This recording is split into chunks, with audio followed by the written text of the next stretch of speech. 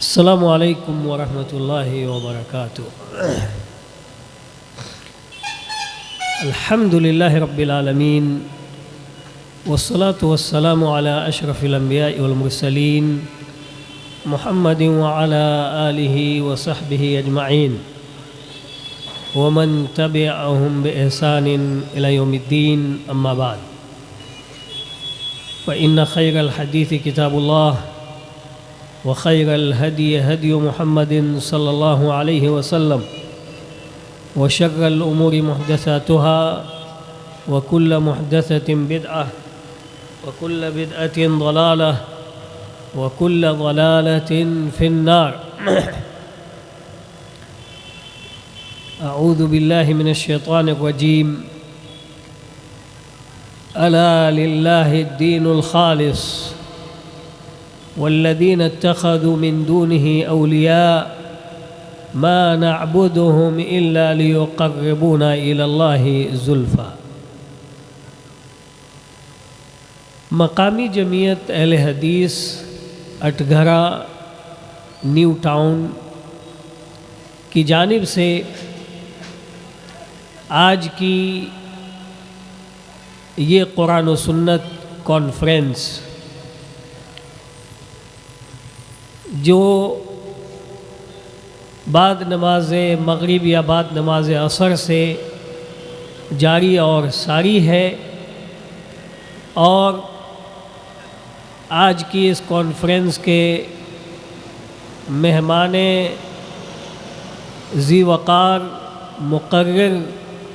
مقرر خاص جناب ثناء اللہ مدنی حفظہ اللہ، جو آپ کے سامنے اسٹیج پر جلوہ افروز ہو چکے ہیں، اور یہاں کی مقامی جمعیت اہل حدیث اٹگھرا کے تمام ذمہ داران، اور آج کے مہمان خصوصی جناب حبیب اللہ صاحب، جو دتو پوکھر سے تعلق رکھتے ہیں لیکن آپ کے علاقے نیو ٹاؤن میں اب آ کر کے بس گئے ہیں، آپ کے ساتھی ہو گئے ہیں، آپ کے پڑوسی ہو گئے، اور آج کی کانفرنس کے تمام علماء کرام بہت ہی قابل احترام ہمارے سامنے یہ بزرگان ملت اسلامیہ اور باغیور نوجوانان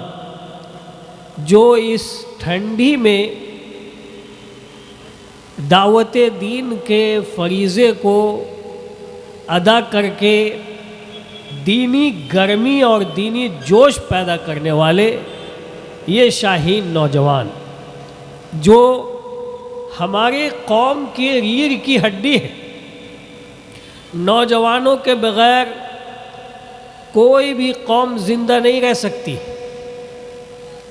نوجوان اگر چاہے اور دین کو اپنا لے اور اللہ کی رضا اور خوشنودی کو حاصل کرتے ہوئے پیارے نبی محمد رسول اللہ صلی اللہ علیہ وسلم کی سیرت کو اپنے سامنے نمونہ بنا کر صحابہ کرام رضوان اللہ علیہم اجمعین کے منہج اور ان کے طریقے پر چلنا شروع کر دیں تو آپ یہ سمجھ لیجئے کہ اٹگھرا کی دنیا بدل جائے گی،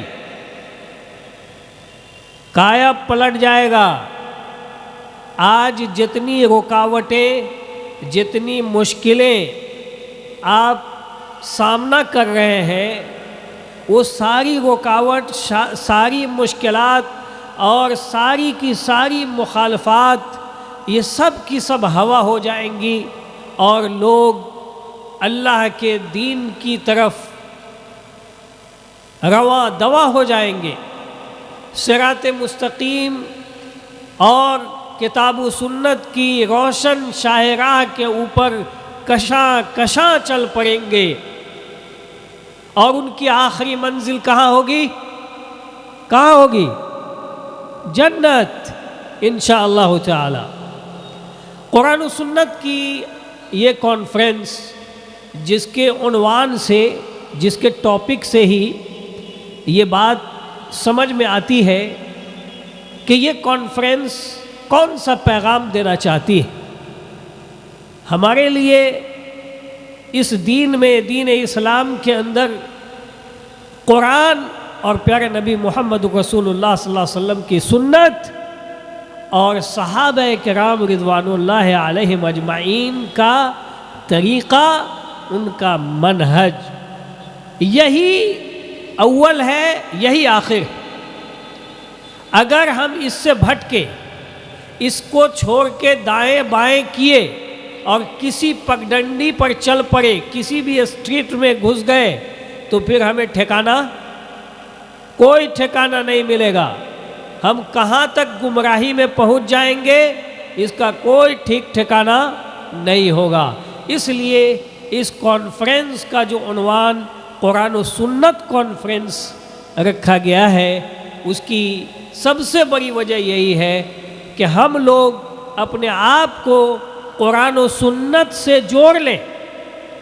ہم اپنی زندگی، ہم اپنا ایمان اور عقیدہ اور اپنے اخلاق اور کردار کو، اپنے معاملات کو اور اپنی اجتماعی زندگی سے لے کر کے خانگی زندگی اور اپنی ذاتی زندگی، ان تمام کو کتاب و سنت کی روشنی میں گزارنے کی کوشش کریں۔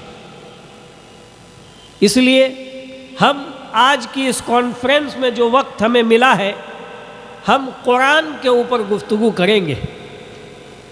اس سے پہلے کے جو خطبہ کرام اور مقررین واعظین تھے، انہوں نے سنت کے اوپر گفتگو کی ہے۔ ہم قرآن کے تعلق سے آپ حضرات سے گفتگو کرنا چاہ رہے ہیں۔ یہ قرآن ہم سب جانتے ہیں، ہمارا ایمان ہے اس کے اوپر۔ یہ اللہ کی آخری کتاب جو کہ نازل کی گئی پیارے نبی محمد رسول اللہ صلی اللہ علیہ وسلم کے اوپر، یہ صرف کتاب نہیں ہے، یہ پیارے نبی محمد رسول اللہ صلی اللہ علیہ وسلم کو دیا گیا سب سے بڑا معجزہ ہے، سب سے بڑا معجزہ۔ اور ایسا معجزہ کہ جس زمانے میں یہ قرآن کریم، یہ کتاب نازل ہوئی، اس زمانے میں یہ معجزہ تھی اور اب تک ہے، اور قیامت تک یہ معجزہ باقی رہنے والی ہے۔ یہ ایسی کتاب ہے، دنیا میں ایسی کوئی کتاب نہیں ہے جس کے اندر خرد برد نہ ہوا ہو، جس کے اندر رد و بدل نہ ہوا ہو، چاہے وہ آسمانی کتاب ہی کیوں نہ ہو۔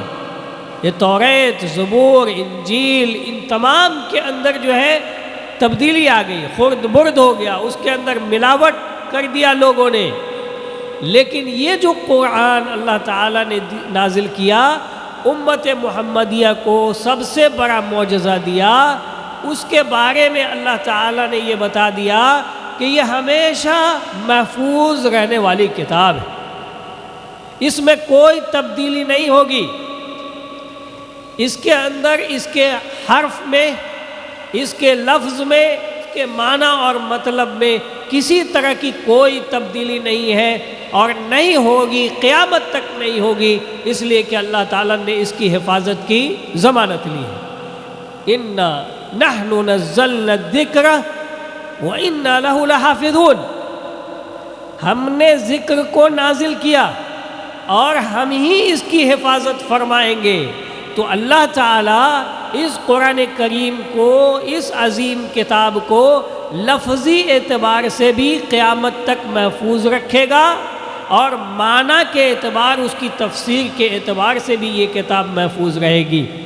لوگ معنی میں، تفسیر میں خرد برد کریں گے، الٹی سیدھی تفسیر بیان کر دیں گے، اپنی معنی، اپنی منمانی تفسیر کریں گے، اور جیسا کہ بہت سارے گمراہ فرقوں نے کر لیا ہے، پچھلے زمانے میں بھی کیا، اس زمانے میں بھی کر رہے ہیں، اور نہ جانے آنے والے وقت میں بھی یہ کام ہوتا رہے گا۔ لیکن اللہ تعالیٰ نے کیسے اس کے معنی اور اس کے تفسیر کی حفاظت فرمائی ہے؟ علماء کو پیدا کر کے، جہابذ علماء، مخلص علماء، علماء ربانیین کو اللہ تعالیٰ نے اس کا مکلف بنایا ہے۔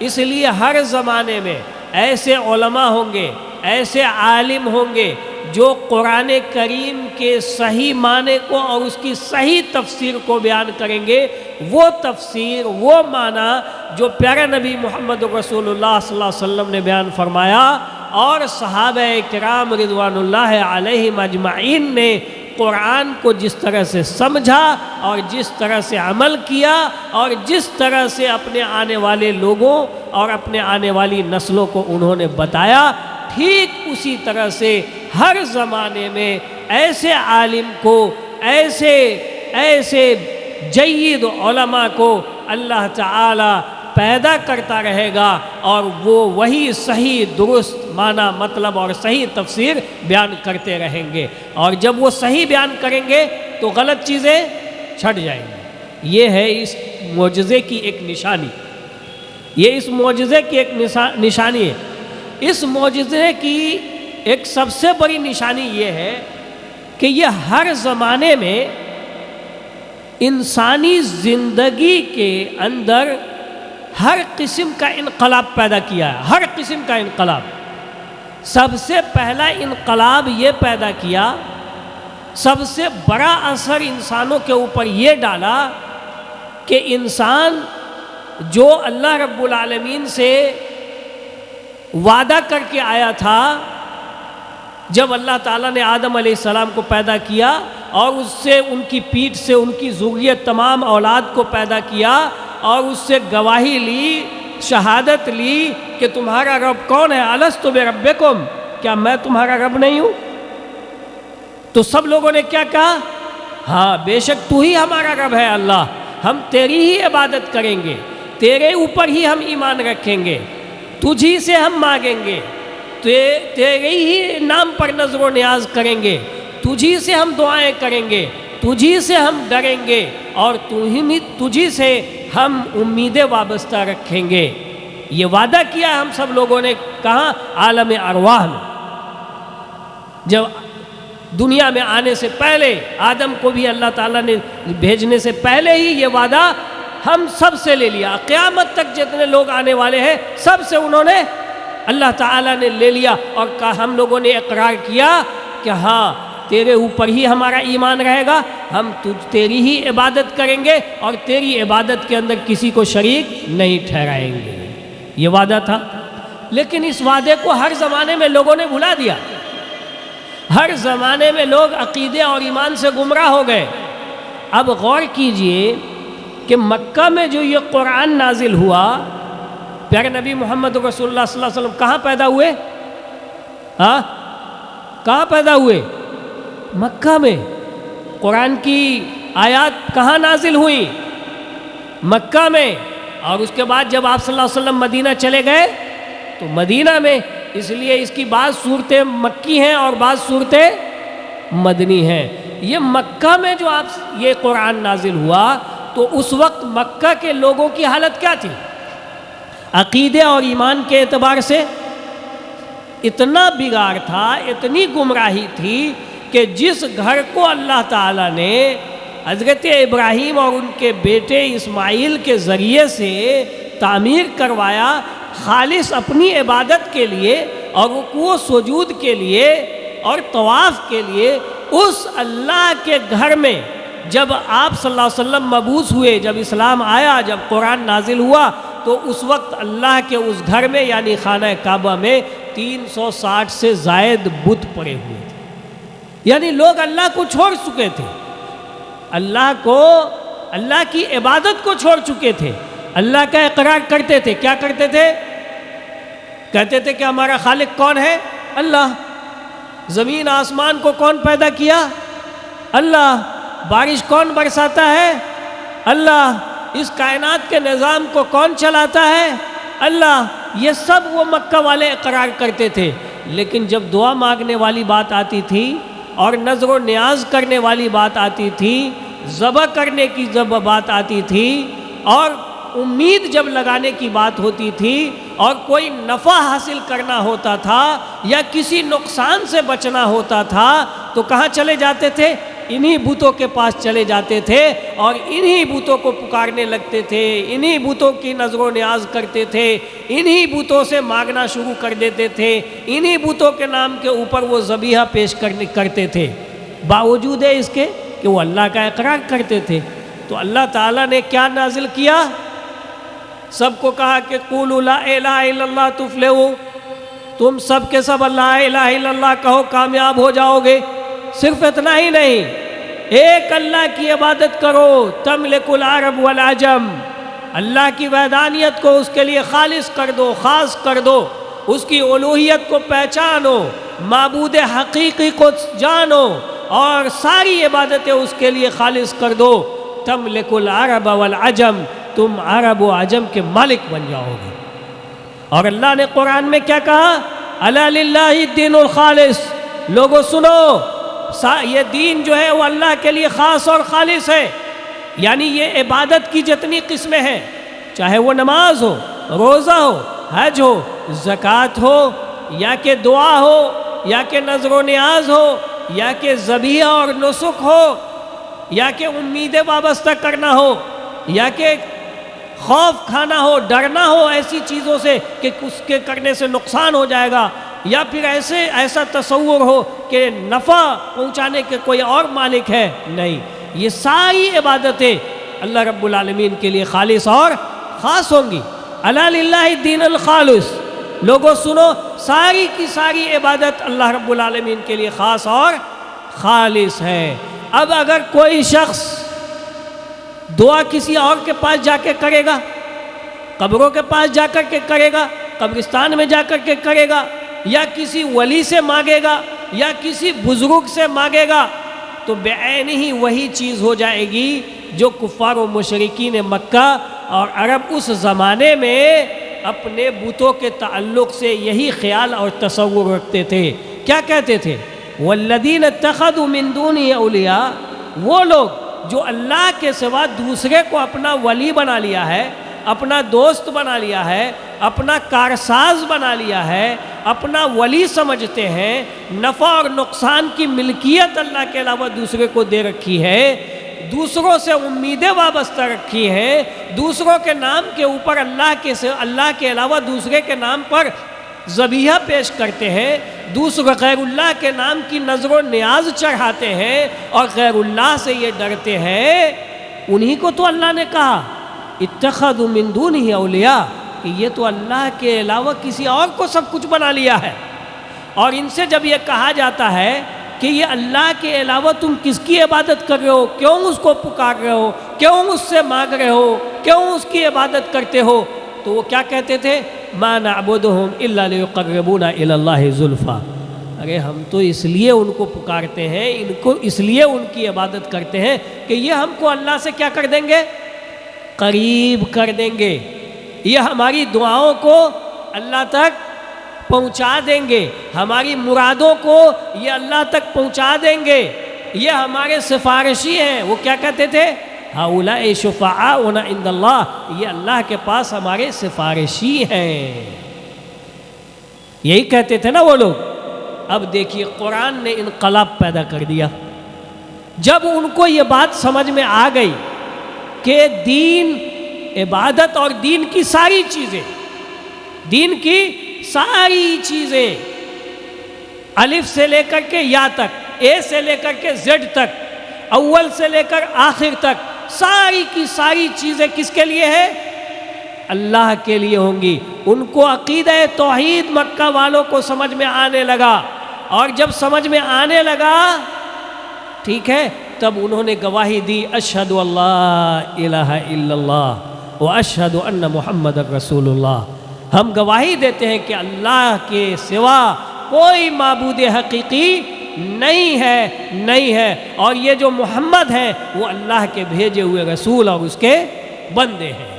اور آہستہ آہستہ اسی قرآن کی تعلیم نے ان کے عقیدے اور ایمان میں انقلاب پیدا کر دیا۔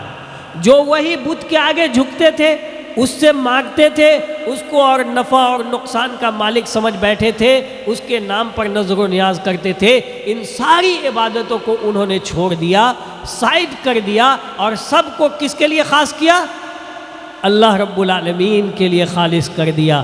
یہی مطلب ہے کلمہ شہادہ کا، لا الہ الا اللہ کا مطلب ہی یہی ہے کہ اپنا رشتہ صرف اور صرف اللہ سے رکھو، اللہ کو ہی اپنا معبود حقیقی سمجھو، اور اللہ کے سوا جتنے معبودان باطلہ ہے اس سے اپنا رشتہ توڑ لو، کاٹ لو، بالکل الگ تھلگ ہو جاؤ، چاہے وہ فرشتہ ہو، چاہے وہ نبی ہو، چاہے وہ ولی ہو، چاہے وہ بزرگ ہو، کائن من کان، کوئی بھی ہو، وہ ایو شیء کان، یا کوئی بھی چیز ہو، ان تمام سے تم اپنے رشتے کو ختم کرو اور ایک اللہ رب العالمین کے بن جاؤ۔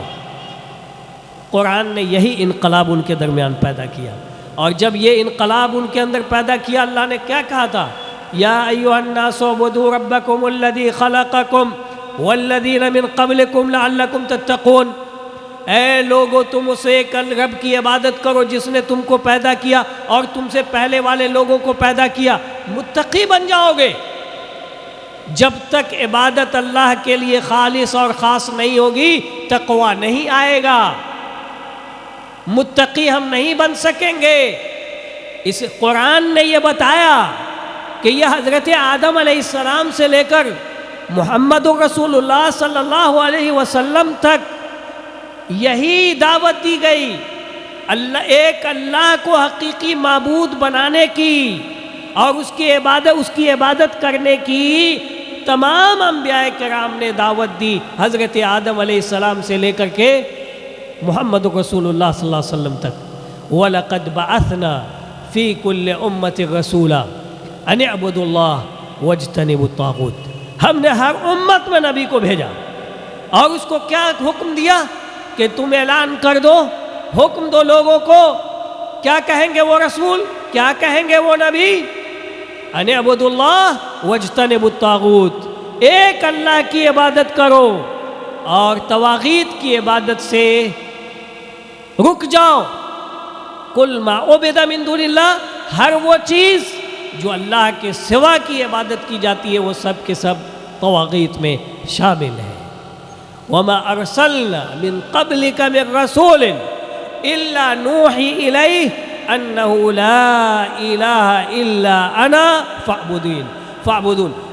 اے نبی، ہم نے آپ سے، یعنی محمد صلی اللہ علیہ وسلم کو اللہ تعالیٰ فرما رہا ہے کہ اے نبی، اے محمد صلی اللہ علیہ وسلم، ہم نے آپ سے پہلے جتنے انبیاء اور رسول مبعوث کیے ہیں سب کے اوپر ہم نے یہی وحی کی ہے۔ کیا وحی کی ہے؟ کہ میں ہی تمہارا معبود ہوں، یعنی اللہ تعالیٰ کہتا ہے کہ میں ہی تمہارا معبود ہوں، صرف تم میری عبادت کرو۔ تو یہ انقلاب کس نے پیدا کیا؟ قرآن کریم نے۔ آج بھی مسلمانوں کے اندر یہ ایمان اور عقیدے کا جو بگاڑ پایا جاتا ہے، عقیدے اور ایمان میں جو فساد ہے اور اس کی جو گمراہی اور خرابی ہے، اس کے شبہات کیا ہیں؟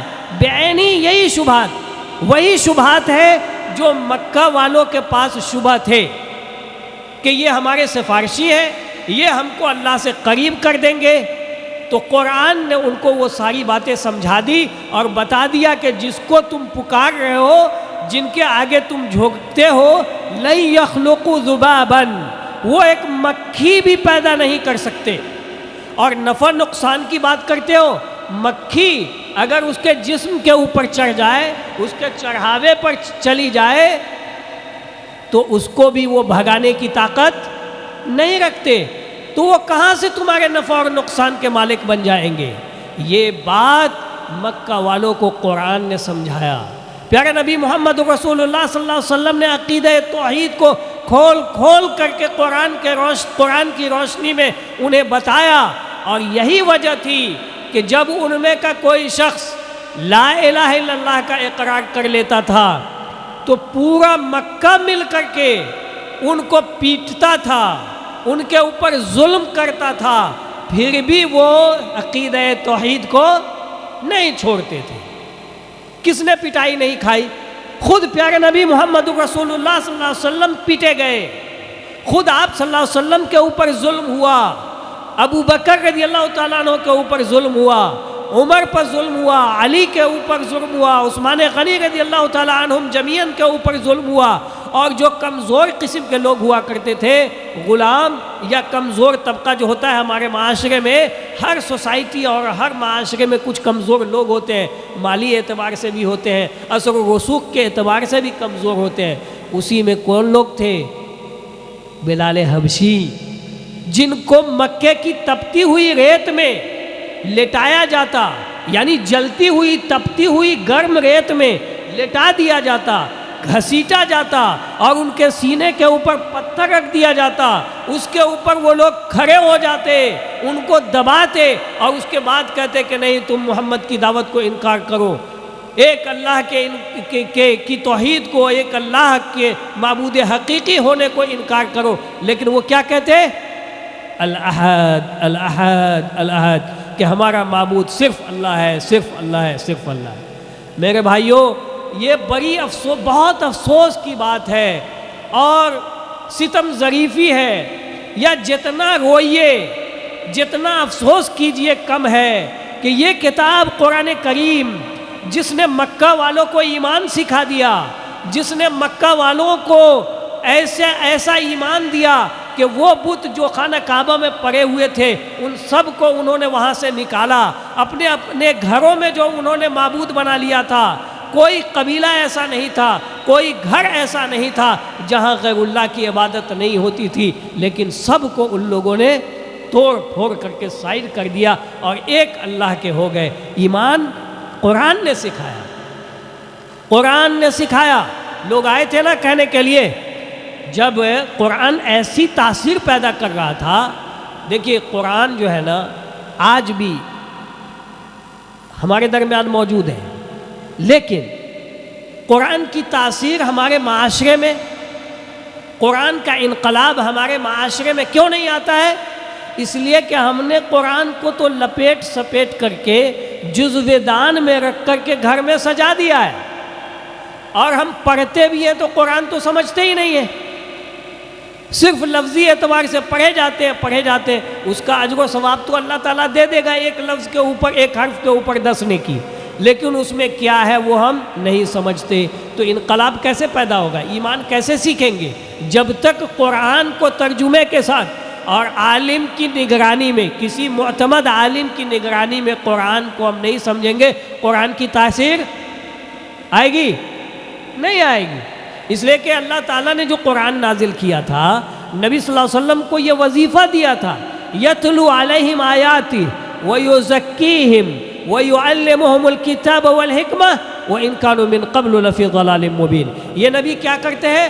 قرآن کی تلاوت کرتے ہیں۔ یعنی قرآن کی تلاوت کیسے کرتے ہیں؟ یعنی بہت خوبصورتی کے ساتھ لفظاً الحمدللہ رب العالمین الرحمن الرحیم مالک یوم الدین، یہ تلاوت لفظی ہے، لیکن تلاوت حکمی یہ ہے کہ اس کے معنی اور مطلب کو سمجھا جائے اور اس کو یاد کیا جائے اور اس کے اوپر عمل کیا جائے، یہ ہے اصل تلاوت۔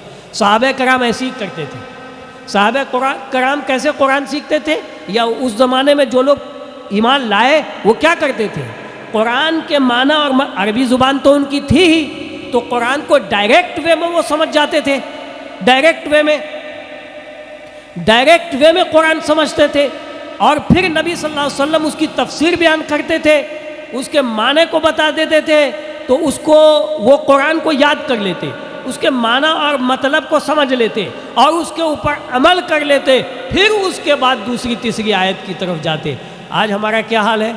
ابھی ہم بولیں گے کتنے لوگ قرآن کو سمجھنے کی صلاحیت رکھتے ہیں، عربی کتنے لوگ جانتے ہیں؟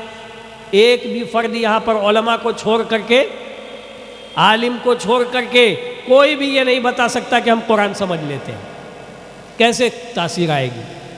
قرآن کی تاثیر اسی وقت آئے گی، قرآن کا انقلاب ہمارے معاشرے میں اسی وقت آئے گا جب ہم اسے پڑھیں گے، جب ہم اس کی صحیح تلاوت کریں گے، جب ہم اس کی دعوت کو عام کریں گے۔ اور تاثیر کی ہم آپ کو بات بتا دیتے ہیں کہ اس زمانے میں یہ کفار و مشرکین ڈرتے تھے، قرآن سننے سے ڈرتے تھے۔ کیوں؟ اس لیے کہ وہ عربی تو سمجھتے تھے۔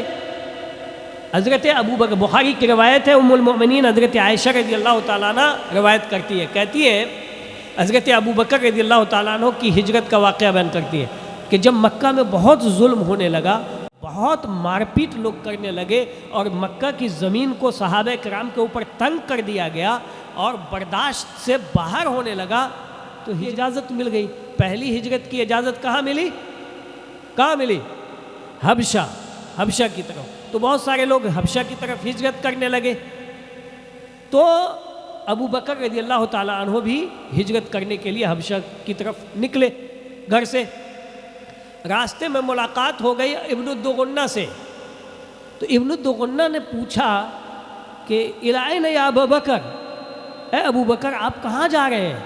اور برق غماد تک وہ پہنچ گئے تھے، وہاں ملاقات ہوئی، کہاں آپ کہاں جا رہے ہیں؟ کہا کہ میری قوم نے مجھے نکال دیا، اخرجنی قومی من بلدی، میری قوم نے مجھے میرے شہر سے نکالا ہے، اسیح فی الارض، میں زمین میں جا کے مسیحات کروں گا اور اعبد ربی، اور اپنے رب کی عبادت کروں گا، ایسی زمین مجھے اللہ دے دے گا جہاں سکون اور اطمینان سے میں جا کر کے عبادت کرنا چاہتا ہوں۔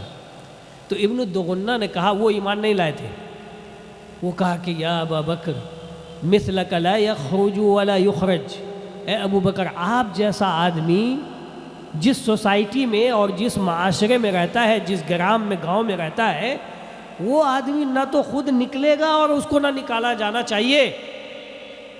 آپ تو ایسے ہیں کہ آپ تو سوشل ورک کرتے ہیں، لوگوں کی بھلائی کا کام کرتے ہیں، آپ تو غریبوں کی مدد کرتے ہیں، آپ تو بوجھ اٹھا دیتے ہیں دوسروں کا، یتیموں کی کفالت کرتے ہیں، آپ بیواؤں کی کفالت کرتے ہیں، آپ مصیبت زدہ لوگوں کی مصیبت کو دور کرنے کے لیے ان کی معاونت اور اس کی مدد کرتے ہیں، آپ اتنے بڑے سوشل ورکر ہیں، سوسائٹی میں آپ کا اتنا اثر و رسوخ ہے، آپ کے مال سے لوگ فائدہ اٹھاتا ہے، مکہ والے لوگ آپ کے مال سے فائدہ اٹھاتے ہیں، آپ کے سوشل ورک سے فائدہ اٹھاتے ہیں، آپ نہیں نکلیں گے اور نہ آپ کی قوم نکالے گی، چلیے میرے ساتھ لوٹیے اور جیسے آپ نے رب کی عبادت کرنا چاہتے ہیں چل کے عبادت کیجیے۔ لے کر کے آ گئے اور مکہ والوں کو کہا ابن الدغنہ نے، اے لوگوں سنو، ابو بکر جیسا آدمی نہ تو نکالا جائے گا اور نہ وہ نکلے گا، میں نے پناہ دے دی ہے مکہ کے اندر، اب ابو بکر کو کوئی تکلیف نہیں پہنچا سکتا۔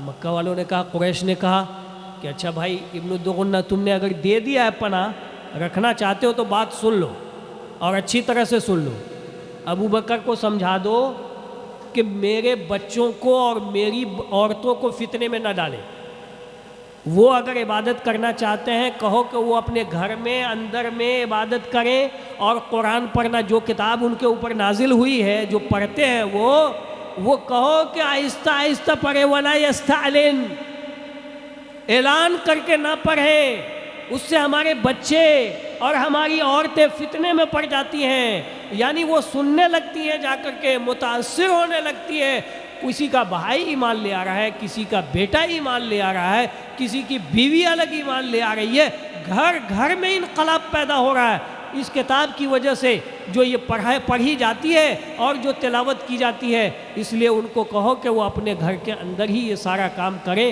اور اعلانیہ کچھ نہ کرے، تب تو تمہارا یہ جو ہے پناہ دینا، جوار دینا ٹھیک ہے۔ ابو بکر کو انہوں نے آ کر کے کہا کہ ایسی ایسی شرط مکہ والوں نے لگائی ہے، آپ اپنے گھر میں رہیے اندر میں اور وہیں تلاوت کیجئے، وہیں عبادت کیجئے۔ کچھ دن تک تو ایسا چلا، پھر گھر سے نکل کے اپنے آنگن میں آ گئے ابو بکر، قرآن کی تلاوت کرنا شروع کر دیا۔ اور ام المومنین حضرت عائشہ بیان کرتی ہیں اسی روایت کے اندر کہ کان ابو بکر رجلا بکا، یہ جو ابو بکر تھے وہ بڑے رونے والے انسان تھے، جب بھی قرآن پڑھتے اپنے آپ پر قابو نہیں رکھ پاتے، رونے لگتے، خوب زار و قطار سے رونے لگتے، اور آواز ویسی ہی کہ قرآن جب پڑھتے تو اپنے آپ پر قابو نہیں رہتا۔ ایسا ہی ہوا، وہ اپنے گھر سے باہر صحن میں، آنگن میں، جیسے یہ اسکول کا آنگن ہے، نکلے اور قرآن کی تلاوت کرتے تھے۔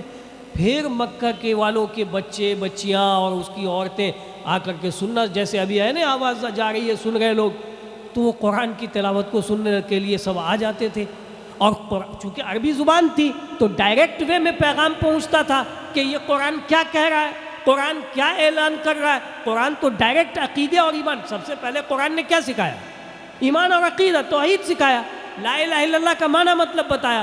احکام تو مدینہ میں جا کے نازل ہوئے، 13 سال تو صرف اس بات پر محنت ہوئی، صرف اس بات کی تعلیم دی گئی کہ تمہارا ایمان کیسا رہے گا، عقیدہ کیسا رکھو گے، صرف اس کے اوپر محنت ہوئی۔ تو یہ قرآن ڈائریکٹ وے میں ان کو اپیل کرتا تھا، ڈائریکٹ وے میں ان کے دلوں کے اوپر جا کر کے اثر کرنے لگتا تھا۔ مکہ والے گھبرائے اور آ کر کے ابن الدغنہ کو کہا کہ دیکھو ہم لوگوں نے جو شرط لگائی تھی وہ شرط ختم ہو گئی ہے، ابو بکر کی جو تم نے پناہ دی تھی، جوار دیا تھا، اس کو ختم کرو۔ وہ اعلان کر کر کے قرآن پڑھ رہے ہیں، اور ہمارے بچے اور بچیاں اور ہماری عورتیں فتنے میں پڑھ رہی ہیں۔ فتنے میں پڑھنے کا مطلب کیا؟ کہ قرآن سے متاثر ہو رہی ہے۔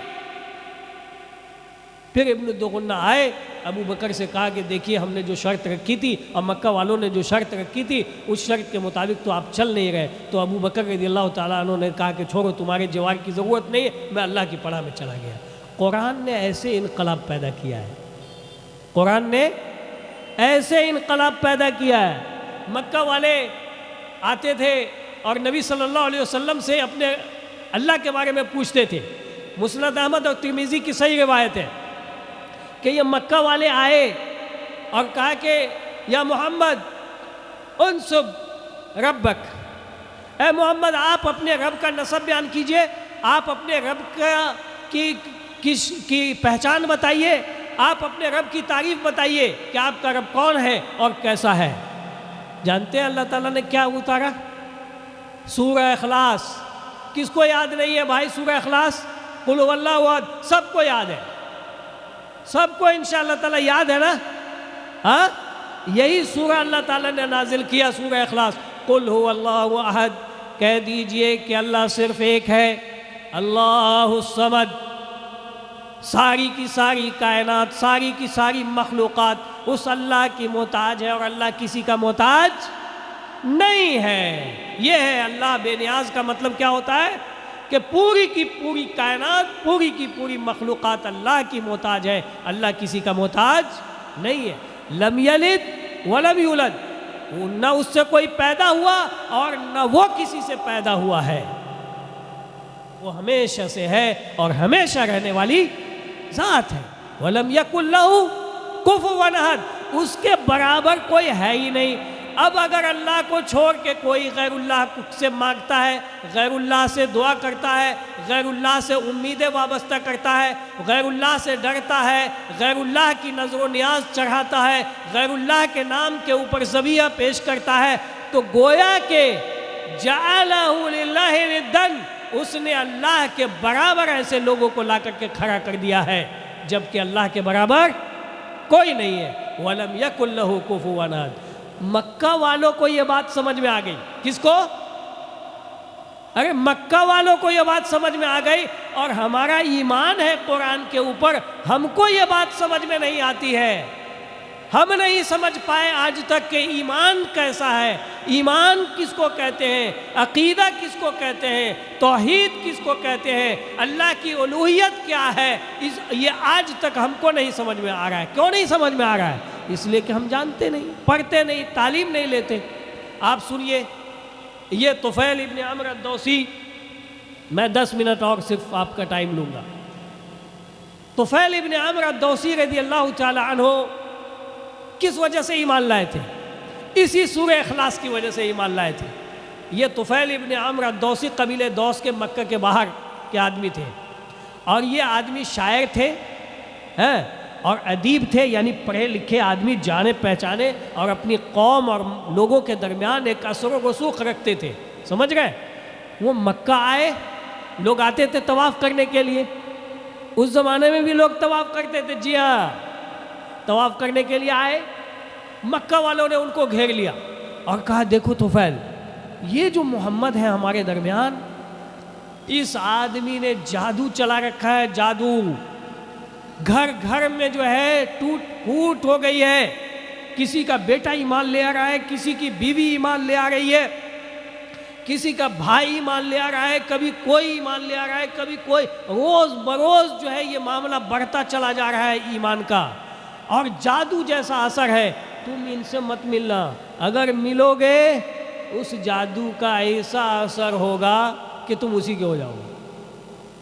طفیل کہتے ہیں کہ میں جب آتا تھا خانہ کعبہ میں تو اپنے کان میں روئی ٹھوس لیتا تھا، روئی، کہ اگر محمد کچھ بتائیں گے صلی اللہ علیہ وسلم تو ہم سنیں گے ہی نہیں، جاؤ، نہ ہم سنیں گے اور نہ ہم کو کوئی بات معلوم ہوگی، اور جانے ان کے پاس جانے کی تو کوئی بات ہی نہیں، اس لیے وہ آتے چھپ چھپا کے اپنا رہتے، دیکھتے ادھر ہی سے ادھر نکل جاتے۔ لیکن جب انسان پڑھا لکھا رہتا ہے نا تو پھر اس کا دماغ کسی نہ کسی طرح سے ہلتا رہتا ہے، ہر بات کو جلدی قبول نہیں کرتا پڑھا لکھا آدمی۔ لیکن آج ہر دنیا کی ساری بات کو آج کا پڑھا لکھا لوگ چھان پھٹک کے لے گا، اور دین کی بات میں ایک دم اندھا ہو جاتا ہے۔ دین کی جب بات بتائیے، قرآن حدیث کی بات بتائیے تو پھر کہاں کہاں بھاگنا شروع کرے گا، اس راستے میں تو اس اسٹریٹ میں تو فلاں صاحب تو فلاں عالم تو فلاں امام، اس کے چکر میں چلنا شروع کر دے گا۔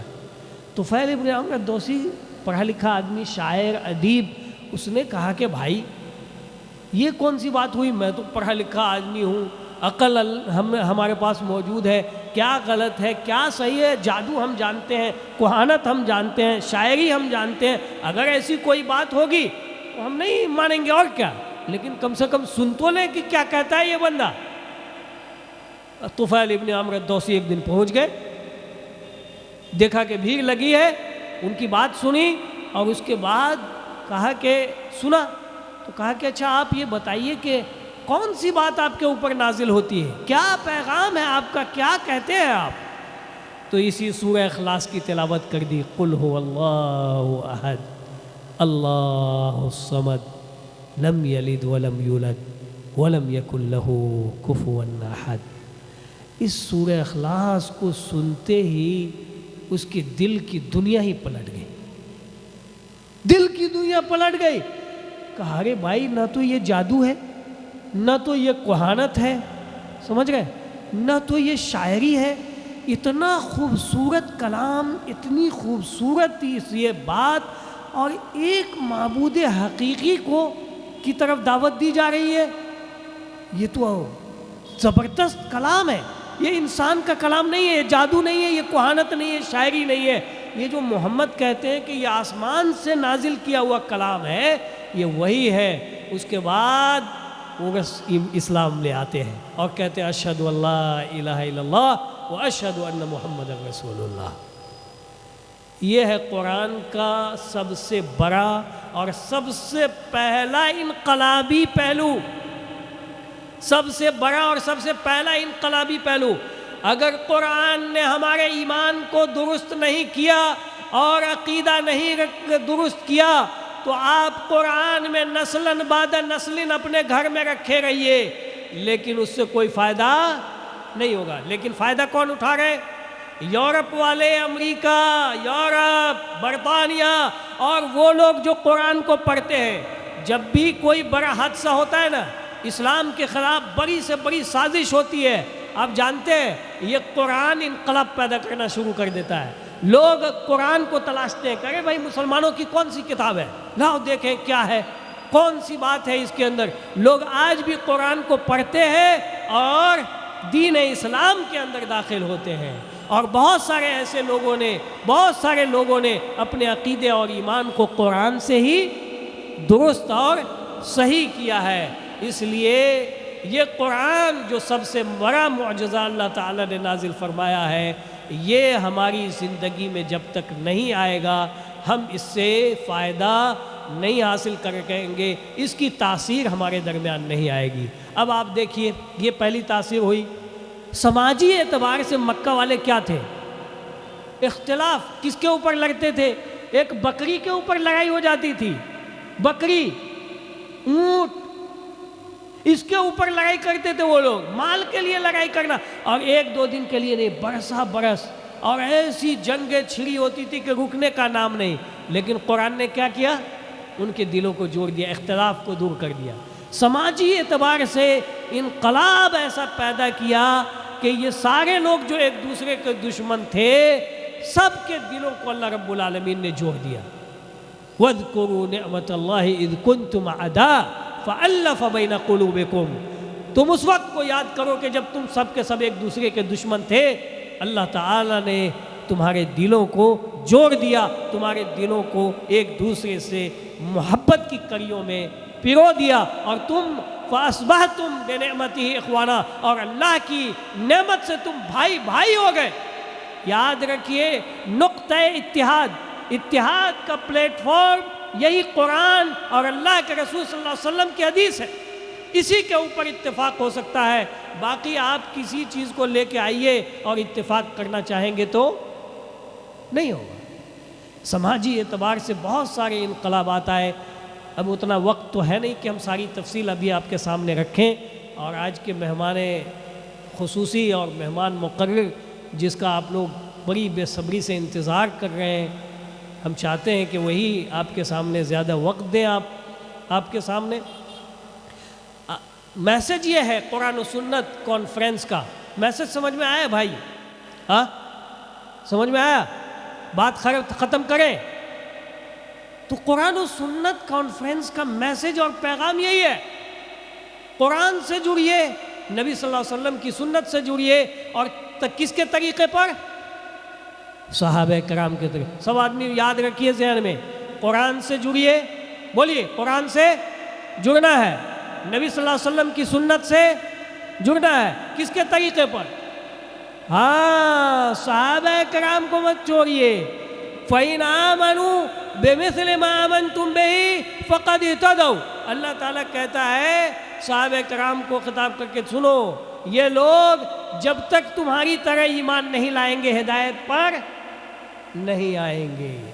تو صحابہ کے طریقے کے اوپر رہیے، صحابہ کے منہج کے اوپر رہیے، اور صحابہ کو چھوڑیں گے تو نہ تو قرآن کو سمجھیں گے نہ تو حدیث کو سمجھیں گے۔ ہم سب اللہ تعالیٰ سے دعا گو ہیں کہ اللہ تعالیٰ ہم سبوں کو اپنی کتاب قرآن مجید اور پیارے نبی محمد رسول اللہ صلی اللہ علیہ وسلم کی سنت اور صحابہ کرام کے طریقے پر لا کر کے کھڑا کر دے، اور ہمیں صراط مستقیم کے اوپر گامزن فرما دے، اور ہماری جب تک اس دنیا میں ہمیں زندہ رکھے، کتاب و سنت کا شیدائی بنا کر کے زندہ رکھے، اسی کے اوپر ہماری زندگی گزرتی رہے، نبی صلی اللہ علیہ وسلم کی سیرت کے مطابق ہم اپنی زندگی گزاریں، اور جب اللہ تعالی ہمیں موت دے، دنیا سے لے جائے، تو ایمان کے اوپر ہمارا خاتمہ ہو۔